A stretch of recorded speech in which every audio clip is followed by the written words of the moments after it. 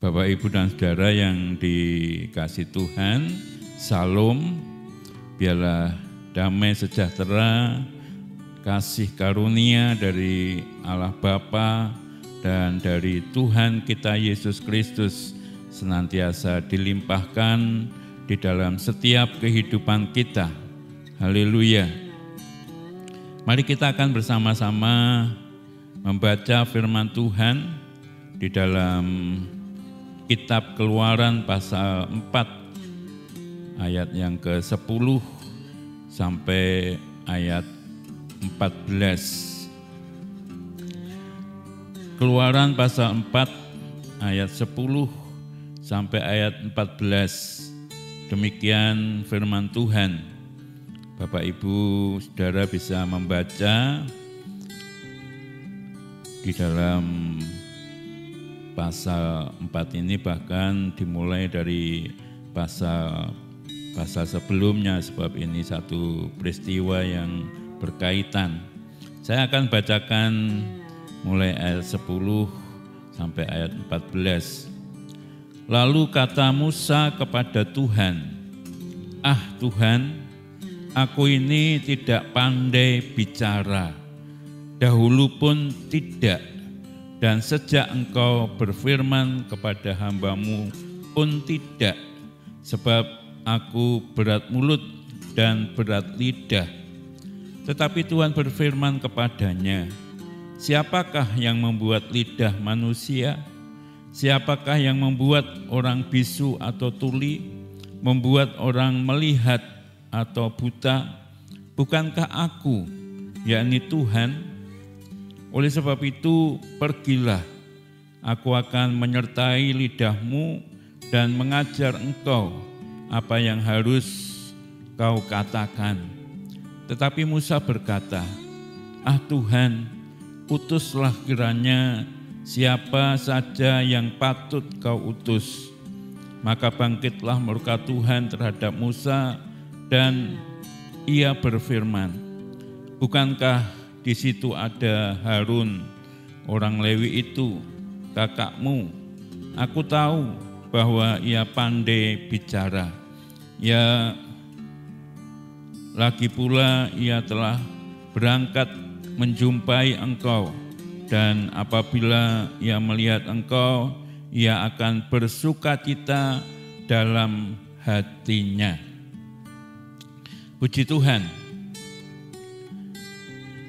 Ini adalah peristiwa perbincangan antara Tuhan dan Musa ketika Tuhan ingin mengutus Musa untuk membawa bangsa Israel keluar dari tanah Mesir. Dan pada waktu itu Musa merasa keberatan. Musa menolak karena Musa merasa bahwa dia tidak memiliki apa-apa yang bisa dipakai untuk menjadi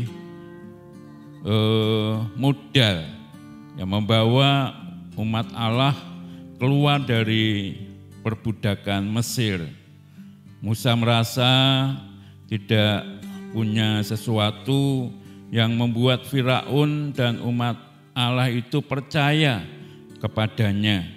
Kalau kita membaca di ayat yang pertama, itu yang menjadi alasan bagi Musa sehingga menolak, keberatan atas perintah Tuhan yang diberikan kepadanya. Musa juga merasa bahwa dia tidak pandai berbicara, ia berat mulut, dan lain sebagainya. Banyak alasan-alasan kalau kita membaca di ayat-ayat ini yang dikemukakan Musa kepada Tuhan, sehingga Musa merasa keberatan untuk melakukan apa yang diperintahkan Tuhan kepadanya. Bapak, Ibu, dan Saudara yang dikasih Tuhan, kalau Musa terus-menerus merasa tidak ada sesuatu di dalam hidupnya yang bisa dia pakai, yang menjadi dasar untuk mereka atau Musa melakukan apa yang diperintahkan oleh Tuhan, maka Musa tidak akan pernah mengalami hal-hal yang besar dalam hidupnya. Kalau Musa betul-betul pada waktu itu tidak mengerjakan apa yang diperintahkan oleh Tuhan, maka Musa tidak akan pernah memiliki pengalaman-pengalaman melakukan hal-hal yang besar di dalam hidupnya. Musa akan tidak memiliki atau menyia-nyiakan kesempatan besar yang Tuhan percayakan dan rencanakan di dalam hidup Musa. Bapak, Ibu, dan saudara yang dikasihi Tuhan, mungkin saat ini ada di antara kita yang merasa juga tidak memiliki apa-apa, tidak punya apapun juga yang bisa kita pakai untuk mengatasi masalah, persoalan, tantangan yang ada dalam hidup kita. Apalagi kemudian bisa melakukan hal-hal yang besar. Kalau kita terus-menerus merasa bahwa kita tidak memiliki apa-apa, kita tidak memiliki kemampuan, kita tidak memiliki kepandaian, kita tidak memiliki keterampilan dalam kehidupan kita, maka kita tidak akan pernah berani untuk melangkah. Kita tidak akan pernah berani dan mengalami hal-hal yang besar di dalam setiap kehidupan kita. Bapak, Ibu, dan saudara yang dikasihi Tuhan, satu hal yang perlu bagi kita adalah bahwa kita harus menyadari kalau kita ini memiliki sesuatu yang bisa kita kembangkan, bahkan kemudian bisa kita lipat gandakan kemampuan yang ada di dalam setiap kehidupan kita. Pada waktu itu Tuhan menyadarkan kepada Musa bahwa ia punya tongkat, bahwa ia punya tangan, bahwa ia memiliki seorang saudara yang bernama Harun, dan Tuhan menunjukkan apa yang ada pada Musa itu bukan sesuatu yang tidak berarti, apalagi di hadapan Tuhan. Sekalipun bagi Musa mungkin itu sesuatu yang sepele, sesuatu yang tidak berharga, sesuatu yang biasa-biasa saja. Tapi ketika Tuhan berkenan memakai, Tuhan bisa menggunakan sesuatu yang biasa-biasa menjadi sesuatu yang luar biasa di tangan Tuhan.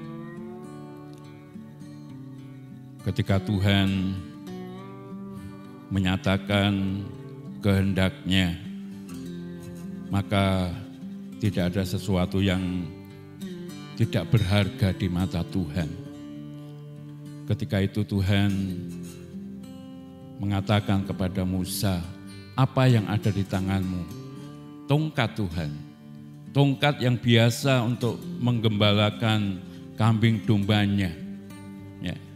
Tongkat yang hanya biasa saja, yang dipakai apabila ditaruh begitu saja juga tidak ada orang yang mempedulikan, tidak ada orang yang ingin memilikinya, sebab banyak tongkat yang lain yang biasa untuk menggembalakan kambing domba pada waktu itu. Tetapi sekalipun itu tongkat biasa, Tuhan membuat yang biasa menjadi luar biasa. Kemudian Tuhan menyuruh melemparkan tongkat itu. Nah, rupanya oleh perintah Tuhan, tongkat itu kemudian bisa menjadi ular. Membuat Musa ketakutan pada waktu itu. Dan kemudian Tuhan memerintahkan Musa, ambil tongkat itu, pegang ekor ular itu. Dan kemudian ular itu menjadi tongkat kembali. Kemudian untuk meyakinkan Musa, tangan Musa diminta untuk memasukkan ke saku bajunya. Dan setelah dimasukkan, ditarik kembali, ternyata tangan Musa penuh dengan kusta. Dan kemudian disuruh memasukkan kembali dan dikeluarkan kembali. Ternyata kusta itu sudah tidak ada lagi. Dan Tuhan juga meyakinkan kepada Musa seperti apa yang kita baca tadi di dalam ayat yang ke-11. Siapakah yang membuat lidah manusia? Siapakah yang membuat orang bisa bisu atau tuli? Membuat orang melihat atau buta? Bukankah aku, yakni Tuhan? Segala sesuatu itu adalah karya Tuhan. Dan jika Tuhan menghendaki segala sesuatu, jika Tuhan ingin memakai segala sesuatu, maka sekalipun itu yang kita miliki adalah hanya biasa-biasa saja, yang kita anggap tidak berarti, tetapi Tuhan bisa membuat segala sesuatu itu berarti, bahkan bisa membuat dipakai oleh Tuhan untuk melakukan hal-hal yang besar yang daripada Tuhan. Demikian juga Nabi Elisa pernah menyadarkan janda seorang nabi yang pada waktu itu sedang menghadapi masalah yang sangat pelik yang harus diselesaikan. Suaminya meninggal dan dia ditinggali utang yang cukup besar. Dan semua apa yang dia miliki sudah dijual dan sudah tidak ada lagi barang yang berharga yang bisa dijual untuk menutupi utangnya. Dia sudah tidak merasa punya apa-apa lagi. Tinggal punya anak 2, dan jikalau tidak bisa membayar utangnya, maka 2 anaknya itu dijadikan pengganti untuk membayar utangnya. Ini sesuatu yang sangat pasti menyedihkan bagi seorang ibu, menjadi memberatkan hidupnya. Kemudian dia datang kepada Nabi Elisa dan mengutarakan apa yang sedang dihadapi di dalam hidupnya.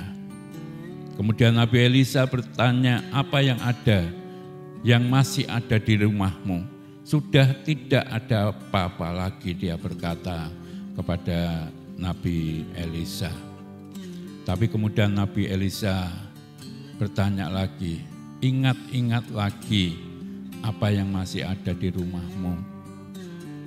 Dan kemudian janda seorang nabi ini berkata, masih ada, tinggal minyak sedikit yang ada di buli-buli. Kemudian Nabi Elisa memberikan perintah kepada janda seorang nabi ini. Sekarang pergilah, pinjamlah bejana-bejana, jangan terlalu sedikit. Setelah terkumpul, kemudian pulanglah, masuklah ke rumahmu, tutuplah pintu, dan kemudian tuangkan minyak yang ada dalam buli-buli itu. Bapak, Ibu, dan saudara yang dikasihi Tuhan, sesuatu yang tidak diperhitungkan, sesuatu yang dianggap tidak berharga, tetapi Tuhan bisa mengubah, membuat sesuatu yang tidak berharga itu menjadi sesuatu yang sangat berharga ketika ada di dalam tangan Tuhan. Akhirnya dengan minyak yang dianggap tidak berharga itu, tapi ketika diserahkan kepada Tuhan, maka dengan minyak itu bisa dijual, kemudian membayar semua hutangnya, bahkan masih sisa untuk hidup dia dan anak-anaknya.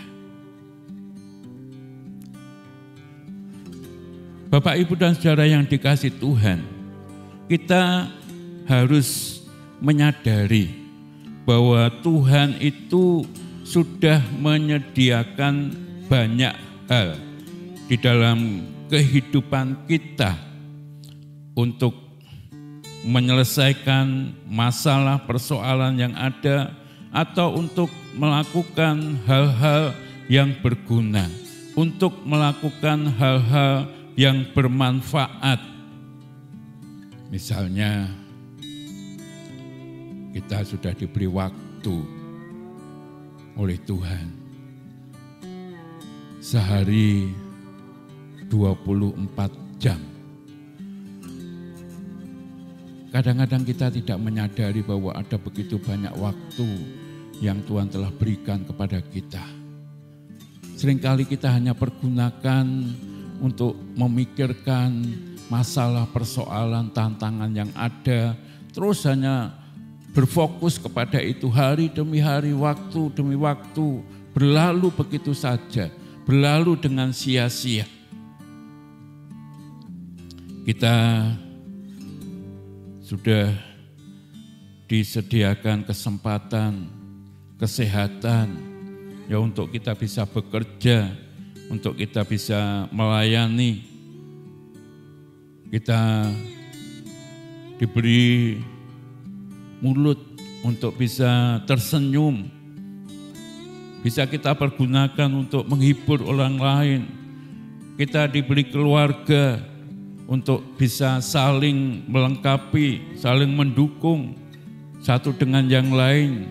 Kita memiliki seorang pemimpin untuk memberikan kepada kita petunjuk arahan bagaimana kita bisa menghadapi segala sesuatunya.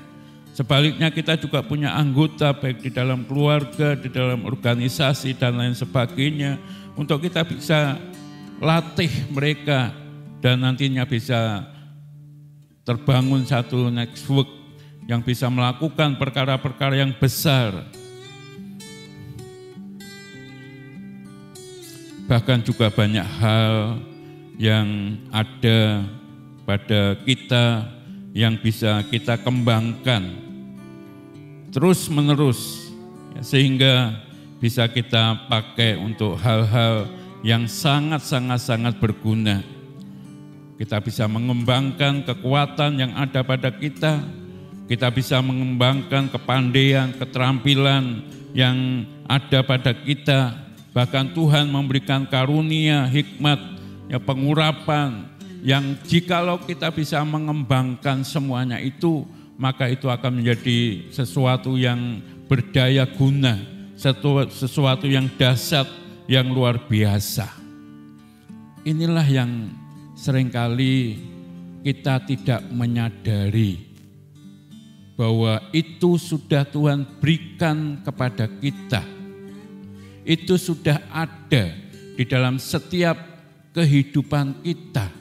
Tuhan sudah memperlengkapi kita dengan sesuatu yang sebetulnya sangat luar biasa. tapi seringkali kita tidak menyadari. Sebagaimana Musa pada waktu itu juga belum menyadari. Barulah ketika kemudian Tuhan menyadarkan bahwa apa yang ada pada Musa itu sangatlah berarti. Bapak, Ibu, dan Saudara yang dikasihi Tuhan, saya punya adik, dan adik ini punya anak. Itu namanya apa dengan saya? Adik punya anak, tetapi ketika lahir sudah dalam keadaan yang tidak normal. Jadi tubuhnya dari perut ke bawah itu pertumbuhannya sudah tidak normal. Dan setelah beberapa bulan kelihatan sekali bahwa ternyata anak ini lumpuh.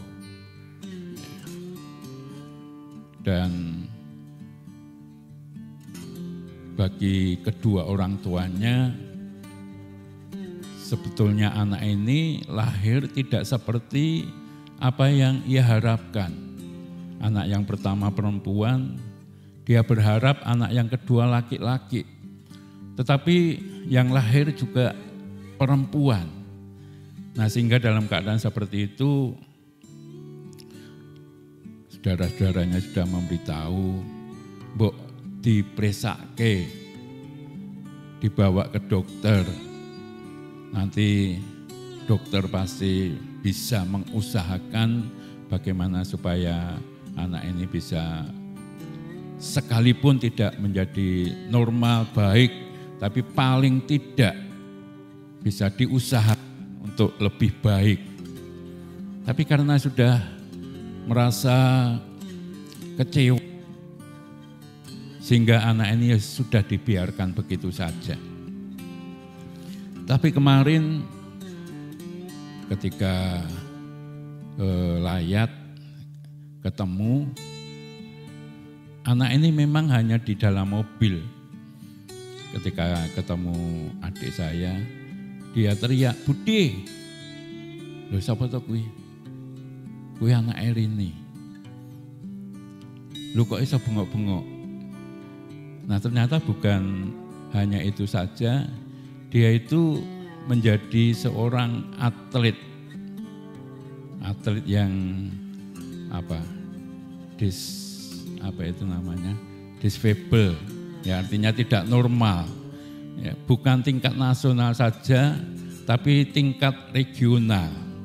Ini sedang persiapan nanti untuk ikut SEA Games di Vietnam. Ya. Kemudian saya mendengar cerita anak ini tidak menjadi putus asa. Dia kemudian mengembangkan apa yang ada pada dia, sekalipun ada dalam keterbatasan. Memang anak ini sekalipun secara fisik dia kurang, tapi secara intelektual ternyata dia itu lebih daripada yang lainnya. Dan kita sangat percaya ini keadilan Tuhan yang Tuhan berikan. Di satu sisi ada kelemahan, tapi Tuhan juga memberikan sisi yang lain lebih daripada yang lain. Dan dia seringkali menjadi juara-juara. Kemarin pas di Papua juga menjadi juara. Ini dikirim ke Vietnam dan lain sebagainya. Ketika menyadari pada dirinya ada potensi dan potensi itu dikembangkan, oh ternyata luar biasa, lebih daripada orang-orang yang normal. Ya, justru akan terjadi hal-hal yang seperti itu. Kita juga mengenal tentang seorang yang sangat berjasa bagi teknologi yang ada di muka bumi ini, yaitu Thomas Alva Edison. Ya, sejak kecil dia sudah mengalami ketidaknormalan. Ketika sekolah gurunya sudah merasa tidak bisa membimbing anak ini, kemudian diserahkan kembali kepada orang tuanya. Sudah kami tidak bisa mendidik anak ini karena anak ini tertinggal dengan anak-anak yang lainnya. Tapi ibunya tidak menjadi putus asa. Ya, di rumah anak ini dibimbing, diajar, ya, sehingga dia belajar dan ternyata dengan mengembangkan apa yang ada pada Thomas Alva Edison, ya, ini menjadi sesuatu yang luar biasa. Sekalipun punya kekurangan, tetapi Tuhan berikan kelebihan dari kekurangan yang ada. Dia menghasilkan satu ciptaan, membuat ya, lampu pijar pada waktu itu, kemudian membuat ciptaan-ciptaan yang lain yang dipatenkan ribuan. Bisa dikerjakan dengan sangat luar biasa dari anak yang dianggap lemah, yang dianggap tidak memiliki kemampuan. Tetapi ketika diasah, dikembangkan sedemikian rupa, menjadi sesuatu yang dahsyat dan luar biasa. Kita juga seringkali mendengar tentang seorang Nick Vujicic. Dia dilahirkan dengan tanpa tangan dan tanpa kaki, boleh dikatakan, sekalipun ada wil-wil di bagian tubuh bagian bawahnya. Tapi sangat-sangat tidak sempurna. Dan pada awal-awal memang membuat Nick ini menjadi minder, menjadi tidak bergairah di dalam hidupnya. Tapi ketika kemudian menyadari bahwa apa yang ada pada dirinya bisa dikembangkan sedemikian rupa, maka sekalipun secara fisik tidak normal, tapi dia diberi kemampuan oleh Tuhan untuk memiliki hikmat, pengetahuan, pandai berbicara dan lain sebagainya. Bahkan tubuh yang tidak normal itu bisa dipergunakan untuk hal-hal yang seperti orang yang normal. Ya, bisa berenang, bisa melakukan hal yang biasa dilakukan oleh orang yang normal. Ya, ini adalah sesuatu yang sangat luar biasa. Bapak, Ibu, dan saudara yang dikasihi Tuhan, kita yang diberi tubuh yang normal seringkali tidak menyadari tentang apa yang Tuhan berikan kepada kita, sehingga ketika kita harus menghadapi berbagai-bagai masalah, persoalan dalam kehidupan kita, sebelum kita bertanding, kita sudah merasa kalah karena kita tidak menyadari kalau ada sesuatu yang bisa kita pergunakan untuk menghadapi hal-hal yang harus kita hadapi di dalam kehidupan ini.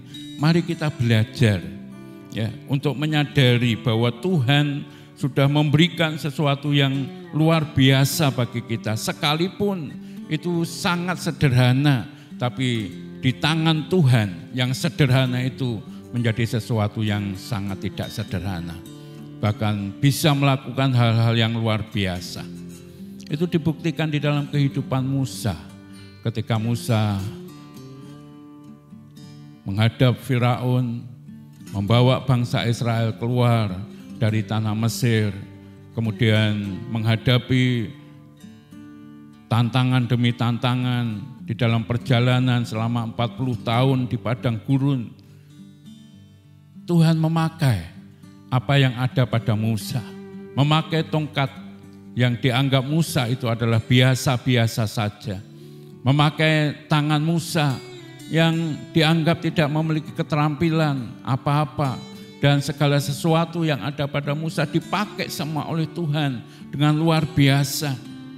Harun sebagai saudara Musa menolong Musa menjadi pembicara bagi Musa sehingga bisa menyatakan rencana dan kehendak Tuhan. Itulah yang harus kita sadari, Bapak, Ibu, dan Saudara yang dikasihi Tuhan. Segala hal yang ada pada kita ini memiliki satu tujuan yang ilahi. Sekalipun itu hal-hal yang sederhana, mungkin juga orang menganggap itu adalah hal-hal yang sangat sederhana, meremehkan, dan lain sebagainya. Tetapi segala sesuatu yang Tuhan berikan kepada kita, yang ada pada kita, Tuhan punya tujuan yang ilahi.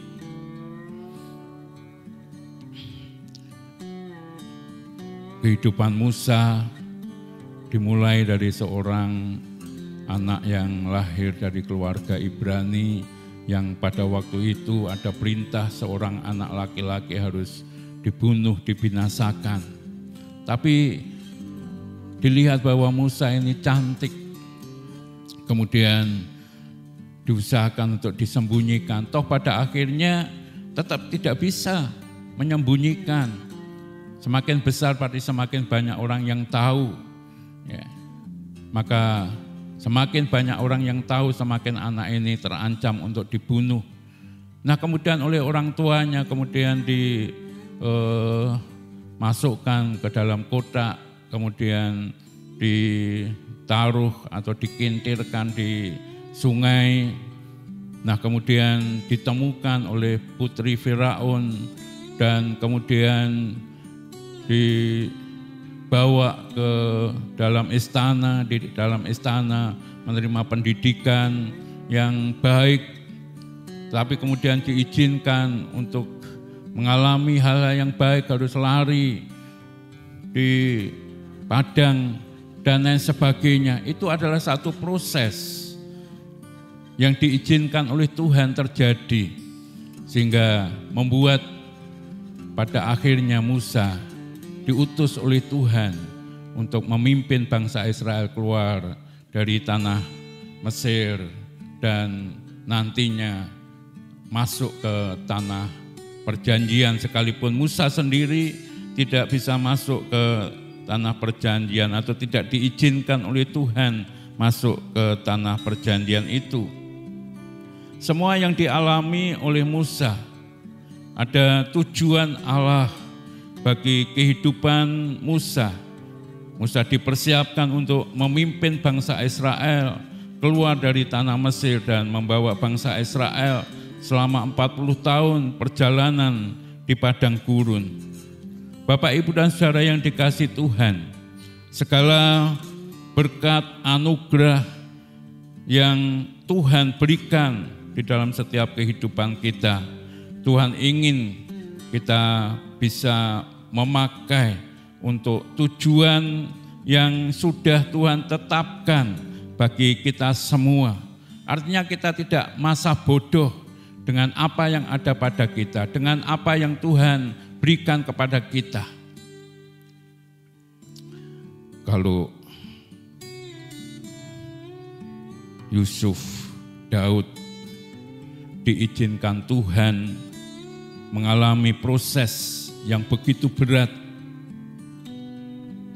itu karena Tuhan punya tujuan. Tujuannya apa? Supaya mereka bisa menjadi pemimpin-pemimpin yang baik, yang menjadi berkat bagi banyak orang. Daud sudah diberi mandat oleh Tuhan, dipilih oleh Tuhan, bahkan sudah diurapi menjadi seorang raja. Tetapi untuk benar-benar duduk di atas singgasana raja, itu memerlukan proses yang panjang. Yusuf sudah diberi mimpi oleh Tuhan yang nantinya menjadi seorang pemimpin. Tetapi perjalanan kehidupan Yusuf tidak menunjukkan bahwa dia akan menjadi seorang pemimpin. Tapi justru sebaliknya. Tapi mereka tekun di dalam menjalani apa yang Tuhan izinkan terjadi dalam hidup mereka. Dan pada akhirnya apa yang menjadi tujuan Allah terjadi dalam hidup mereka. Mari kita belajar dari kebenaran firman Tuhan ini. Jangan pernah meremehkan apa yang Tuhan telah taruh di dalam setiap kehidupan kita. Jangan pernah meremehkan ujian-ujian yang Tuhan izinkan terjadi di dalam setiap kehidupan kita. Kita sangat percaya dan harus percaya bahwa kita tidak dirancang Tuhan untuk memiliki kehidupan yang tidak baik.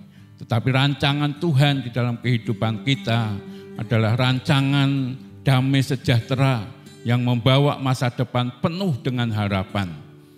Yang perlu kita sadari adalah Tuhan sudah memberikan sesuatu yang sangat berharga. Ini yang perlu kita kembangkan. Proses demi proses, ujian demi ujian yang Tuhan izinkan terjadi, itu adalah satu hal untuk membawa kita semakin hari semakin next level, semakin meningkat sampai pada akhirnya, sampai pada tujuan yang sudah ditetapkan Allah bagi setiap kehidupan kita. Puji Tuhan, Tuhan memberkati kita sekalian.